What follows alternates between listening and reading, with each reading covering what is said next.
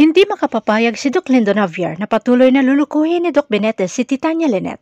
Kaya nang napag-alaman kay Titania Lynette na wala pa ring inaamin si Doc Benitez ay kinausap si Doc Carlos. Nasa ayon nito at sa gusto ay sasabihin niya na ang totoo kay Titania Lynette.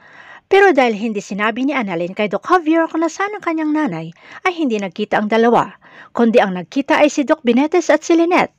Magkukumpisal na sana si Doc Benitez kay Lynette ng lihim nito ay bigla naman dumating si Dr. Patricia Minor at kailangan niya raw makausap itong si Lynette.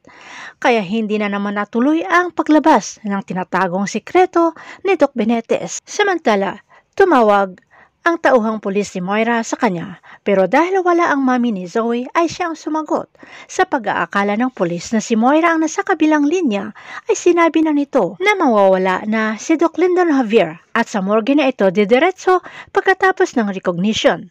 Dumating si Moira at doon nagtalo ang mag-ina at sinabihan ni Zoe ang mami niya Moira na utak kriminal, kaya sampal ang inabot ni Zoe. Ayon kay Moira ay ginagawa niya ito lahat para kay Zoe. Sa nalaman ni Zoe ay agad umalis at tinatawagan si Doc Javier para ipag-alam na mag-ingat.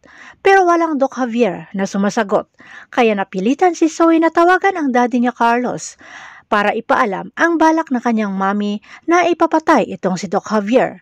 Nagmadali si Doc Benitez sa pagpasok sa loob ng recognition area, pero nandoon ang pulis na tauhan ni Moira at hindi pinapapasok si Doc Benitez at para na rin sa seguridad umano ng mayor. Samantala, nakapwesto na ang hitman na binayaran ng pulis, pero nandyan si Annalyn at natatakpan nito si Doc Lyndon Javier. Pero dahil nagmamadali na ang pulis na madispatsa itong si Doc Lyndon ay walang pakialam kung sino pa ang madadamay.